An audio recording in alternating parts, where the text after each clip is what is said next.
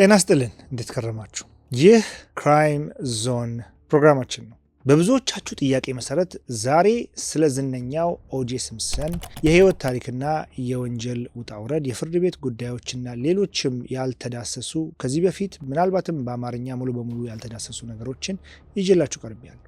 አላዛር ነኝ፣ አብራችሁን ቆዩ።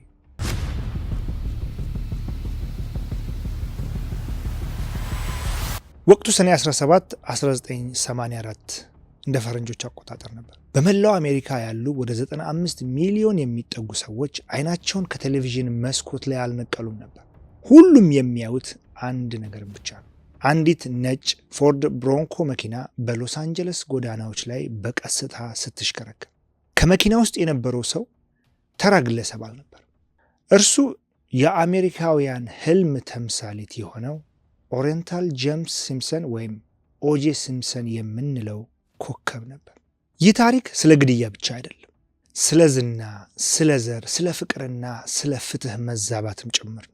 ይህ የዓለም ታሪክን የቀየረውን የዘመኑን የፍርድ ሂደት ወይም ደግሞ the trial of the century እንዳስሳለን። ከጅማሬው እስከ ፍጻሜው እንመረምራለን።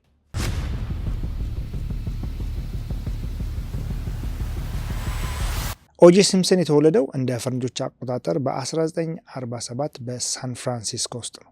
የልጅነት ህይወቱ ቀላል አልነበረም። በልጅነቱ ሬክተስ በሚባል የአጥንት በሽታ ታሞ ለረጅም ጊዜያት በብረት ታግዞ ነበር የሚንቀሳቀሰው። ማንም ሰው ይህ ልጅ አድጎ ወደፊት የዓለማችን ፈጣኑ ስፖርተኛ ይሆናል ብሎ አላሰበም ነበር።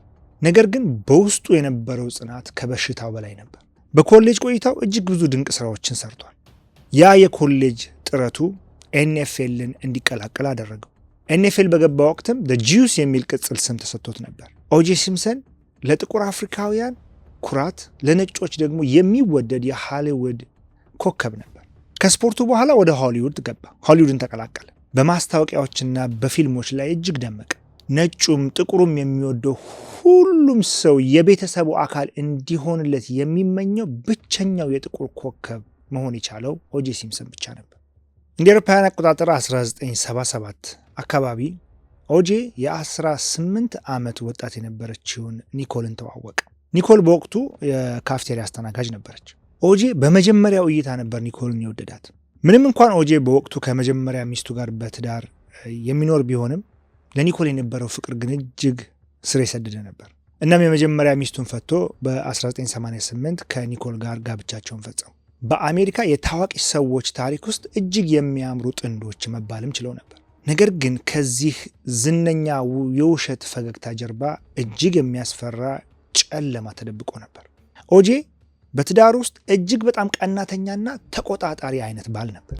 በ1989 የአዲስ ዓመቱ ዋዜማ ላይ ኒኮል ለፖሊስ በደወለች ጊዜ እና ፖሊሶች ቤታቸው ሲመጡ ኒኮል በጣም ፈርታ ግቢ ውስጥ ያለ ቁጥቋጦ ውስጥ ተደብቃ ሊገለኝ ነው ብላ በፍርሃት ስትናገር ነበር ያገኟት። ፊቷም በአደገኛ ድብደባ ተበላሽቶ ነበር ያገኟት። እናም ይህ ተደጋጋሚ ጥቃት በስተመጨረሻ ኒኮልን ከኦጄ መለያት እንዳለባት አሳመናት። ከብዙ አጨቃጫቂ የፍርድ ሂደት በኋላ በ1992 ሁለቱ ጥንዶች ትዳራቸውን በህጋዊ መንገድ ፈቱ። ኒኮልም ሰላም ለማግኘት ስትል በብሬንትውድ በሚገኘው መኖሪያ ቤቷ ለብቻዋ መኖርን መረጠች። ኦጄ ግን ይህንን መቀበል አልፈለገም። ሁል ጊዜም እንደ ጥላ ይከተላት ነበር። ሁል ጊዜም ሊተዋት እንደማይችል ይነግራት፣ ይዝትባት ነበር። በጥላቻና በቅናት ነበር ሁሌም የሚያያትም የሚከታተላትም።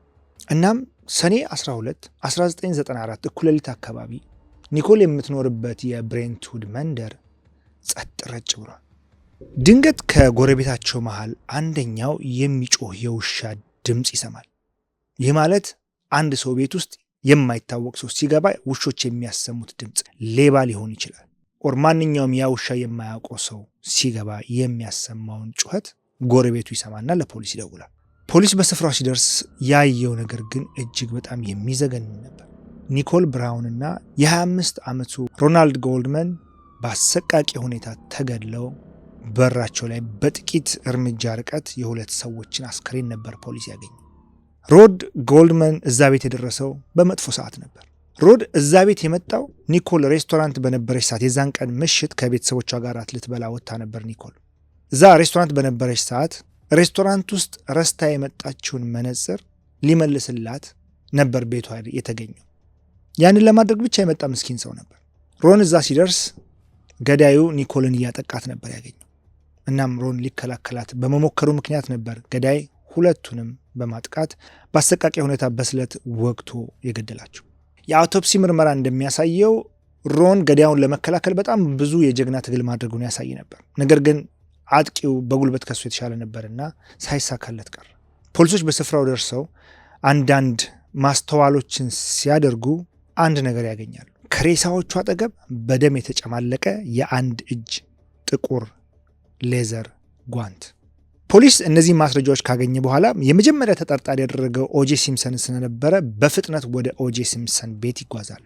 ግቢ ውስጥ እንደደረሱ የኦጄ ነጭ ብሮንኮ መኪና ቆማለች። የነጭ ብሮንኮ መኪና በር መክፈቻ ላይ የደም ጠብታን አገኙ።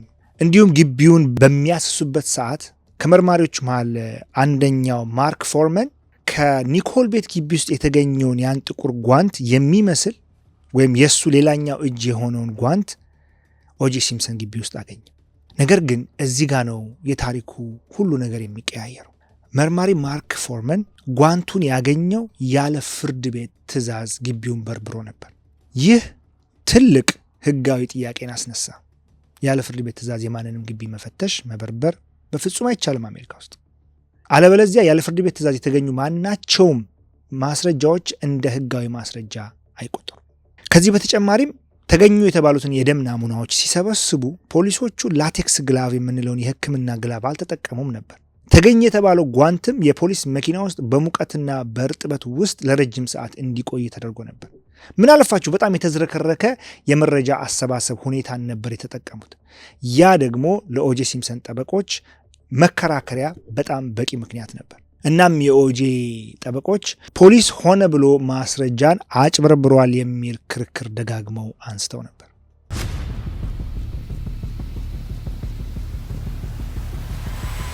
የፍርድ ሂደቱ ሲጀመር ኦጄ ሲምፕሰን ድሪም ቲም የተባለውን የዓለማችንን ውድ ጠበቆችን ሰብስቦ ነበር የመጣው። ይህ የጠበቆች ስብስብ ደግሞ ይመራ የነበረው በጆን ኒ ኮክራን በተባለ ግለሰብ ነበር።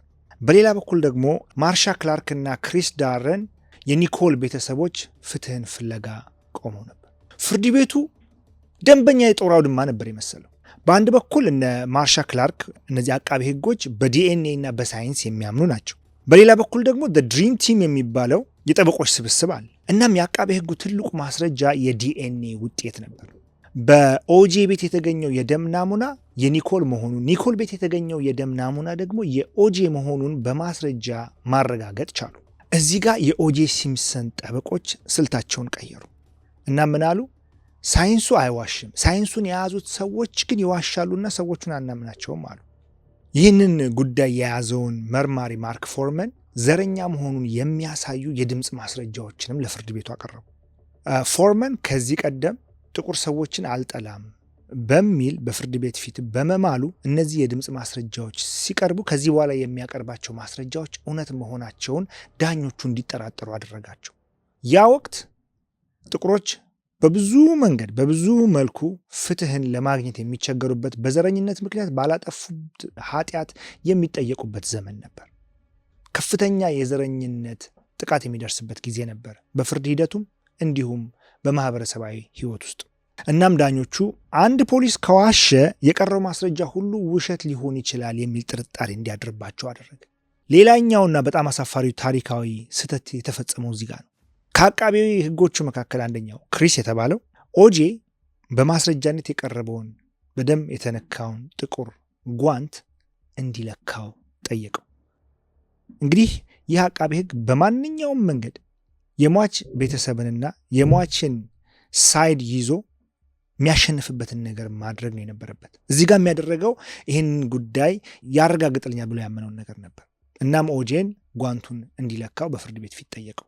ያ ቅጽበት ነው ኦጄን እንዲሁ ይበልጥ ነፃ እንዲወጣ ወደፊት ያቀረበው።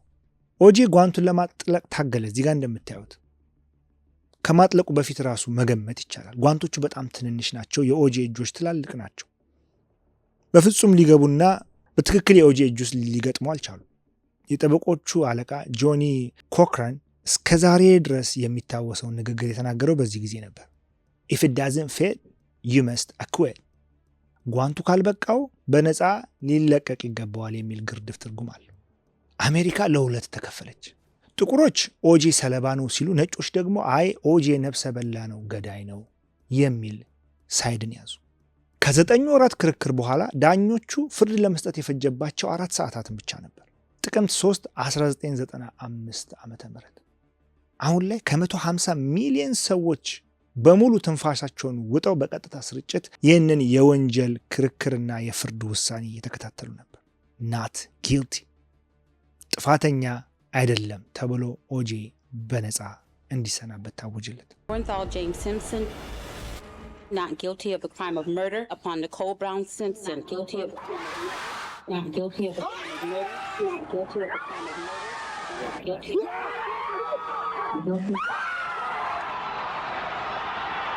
ይህ ውሳኔ አሁንም አሜሪካንን ለሁለት ነበር የከፈላት።